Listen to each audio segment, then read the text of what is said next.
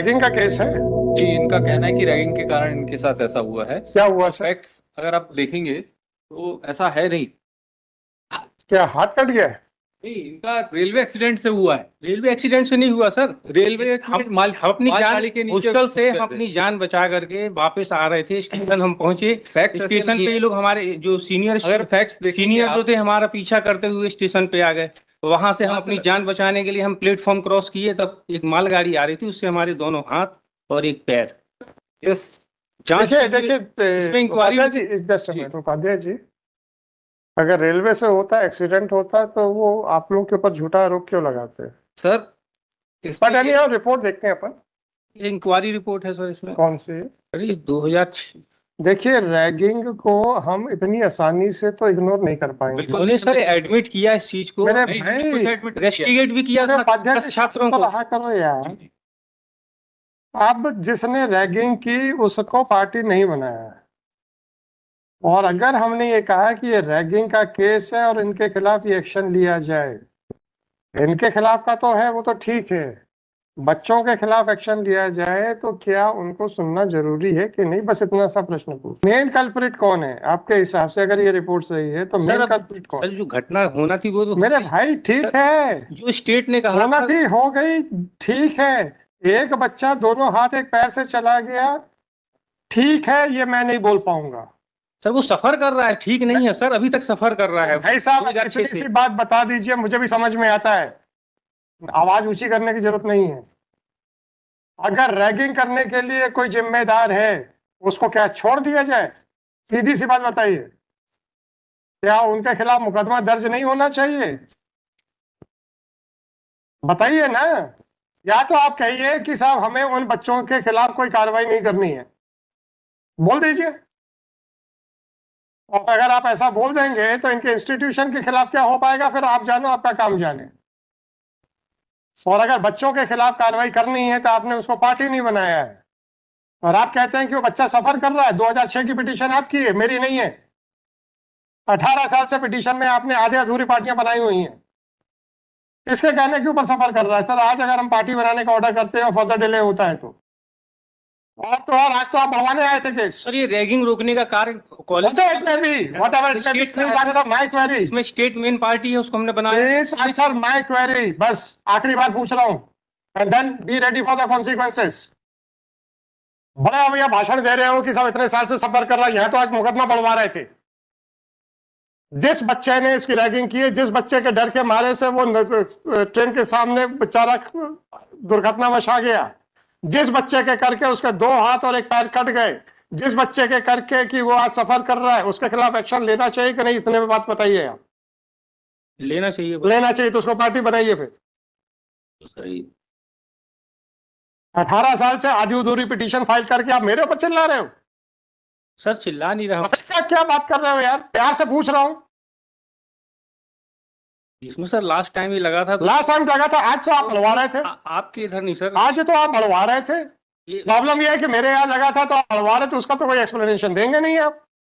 जो हमारी प्रेयर आज आपका बढ़ाने के लिए मना कर दिया तो अब आप अपनी पिटीशन में जो अपनी आवाज ऊंची करके चले आए। नहीं सर, ऊंची आवाज नहीं। पार्टी बनाना चाहते हैं कि नहीं, इतना बताइए। तो सर नहीं बनाना चाहते हैं, कोई आपको बाध्य नहीं कर रहा हूं।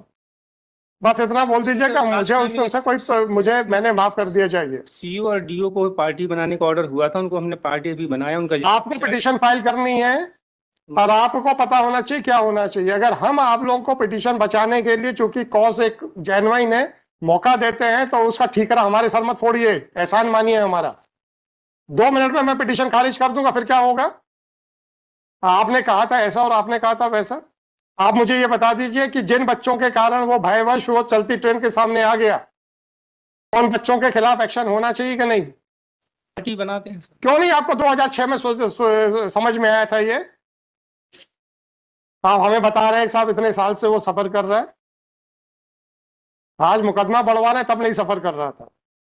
व्हाटएवर इट इज सर, मैं अभी किसी चीज को डिसाइड नहीं कर रहा हूँ। नहीं, मैं आपको एक पॉइंट करना चाह रहा हूँ कि उन सारे बच्चों के खिलाफ एफआईआर हुई थी। हाँ। उसमें इन्होंने इनकी गवाही के कारण वो सारे के सारे छूट चुके हैं।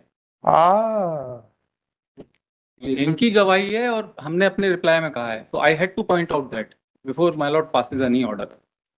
एक्विटल हो चुका क्रिमिनल केस में, यस, हाँ वो क्लीन एक्विटल हुआ क्योंकि इन्होंने बोला कि हमें नहीं पता।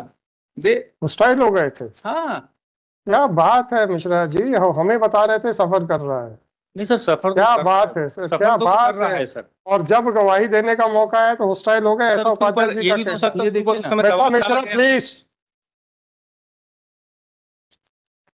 जब गवाही देने का मौका आया तो आप हॉस्टाइल हो गए।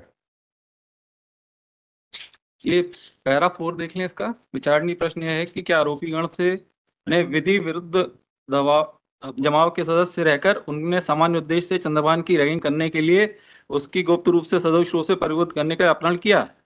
इस संदर्भ में फरियादी चंद्रभूषण ने अपने कथन में कोई उल्लेख नहीं किया और पूछे जाने पर इस तथ्य से इनकार किया कि आरोपी गण द्वारा अपहरण का कर ले जाया गया था या बंद किया था। अन्य सभी साथी विमलेश पवार ने कुछ नहीं बचा इस पिटीशन में सर, कुछ नहीं बचा इस पिटीशन। ये लगा है sir, good gesture my Lord, trial we court had order भी लगा हुआ है। offered that we will give him the artificial artificial limbs, but it should not be treated as a guilt on our part, my lord. That is my sole contention. And the state has also given promised to give him compassionate appointment. Now the list is only to that extent now.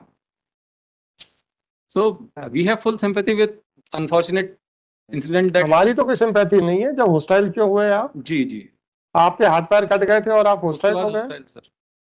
तो किस बात की sympathy आपके साथ sir? जो आप बड़ा कह रहे थे कि बड़ा सफर कर रहा है ये आदमी। आप क्या हुआ मिश्रा जी, आप क्या आवाज नीचे हो गई? सर आवाज में ऊंची है सर, नीची नहीं है सर। अभी तो आप बड़ा कह रहे थे कि सब देखो इतना सफर कर रहा है, अब क्या हुआ आपको? 6482/2006 प्लेजेंस लगा के मोहन ससरकर जी का लगा दीजिएगा फॉर रिस्पॉन्डेंट नंबर 1 2 3। नहीं 4 नहीं है, हाँ 4। और उपाध्याय जी का लगा दीजिएगा 5 से लेके 5, 6, 7 and 9. Lordship. 5 6 7 and 9। This petition under Article 226 of Constitution of India has been filed seeking the following relief. It is submitted by counsel for petitioner that on account of his ragging, he tried to run. He was running to save his life, and unfortunately came in front of a running goods train, resulting in amputation of his both hands and one leg. Sir इसमें story थोड़ी सी अलग है। इनका कहना था कि ये छुप गए थे मालगाड़ी के नीचे और मालगाड़ी एकदम से चली तो उस कारण से इनके हाथ पांव कट गए।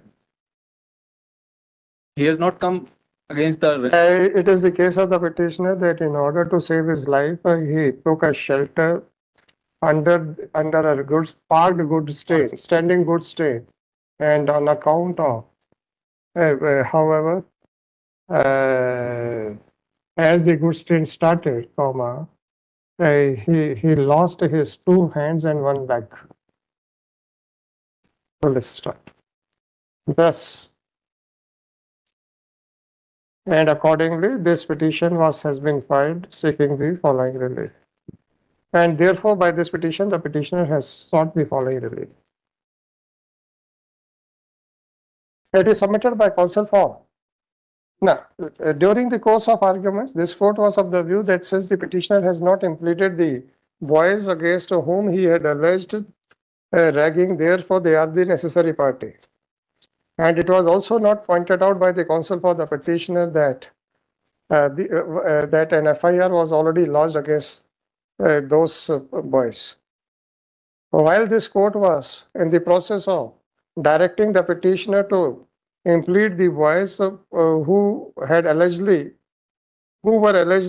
responsible for ragging, it was pointed out by Shri H.K. Upadhyay that those boys, that FIR was lodged against 17 boys, and they were tried for offense under section 294, 323, 506, 147, 365, 342 of IPC.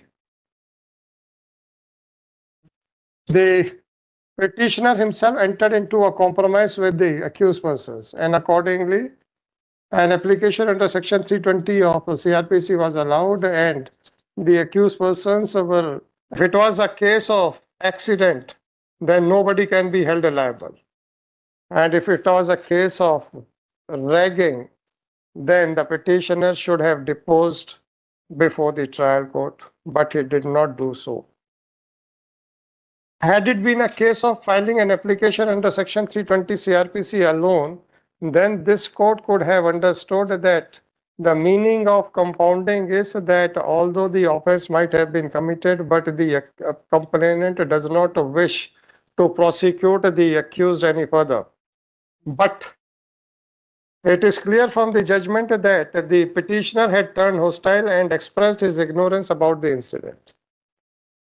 Once the petitioner had specifically given an evidence before the trial court, then it cannot be held that the petitioner has suffered the amputation of his both hands and one leg on account of ragging by the students of the respondent number 5, 6, 7, and 9. Under these circumstances, no case is made out warranting interference. Since the petitioner has suppressed the material fact, therefore the court was inclined to impose a heavy cost. But as he has already lost his 2 hands and 1 leg, therefore by adopting a sympathetic view, cost is not being infused, but a warning is being issued to the petitioner that he should be honest and should disclose each and every fact and should not try to mislead the court. The petition fails and is hereby dismissed. Undertaking for supplying of limb. Nothing, कुछ नहीं. So then, then आपकी जो मर्जी है आप करिए, नहीं करना. my lord. आप एक देखिए, आपका एक स्टूडेंट था, जी, that उसका एक ट्रेन एक्सीडेंट में भी हो गया सब. therefore also. It is submitted at this stage. It is submitted by Shri H.K. Upadhyay that although the petitioner must have lost his 2 hands and 1 leg in a train accident, but being a responsible citizen of the country, and since the petitioner was this student of their institution, आपने भी दे दिया है कि नहीं दिया? नहीं, वो क्योंकि ये जब ये आएंगे उसके बाद ही इनका process. It is submitted that in case if the petitioner approaches the respondent number 5, 6, 7, and 9 for supply of artificial limb, we will then as a gesture of help by way of, then in order to help out their ex-student, they would make every medical facility available to the petitioner, including the supply of artificial limb.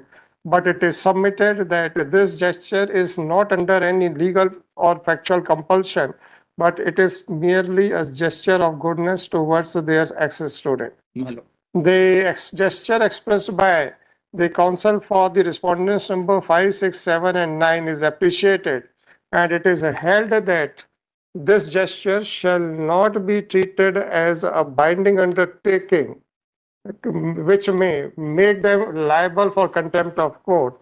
And in case if the petitioner approaches the respondents number 5, 6, 7, and 9, then it is expected that they will maintain their good gesture and would provide the artificial limb as would be suggested by the doctors. my lord.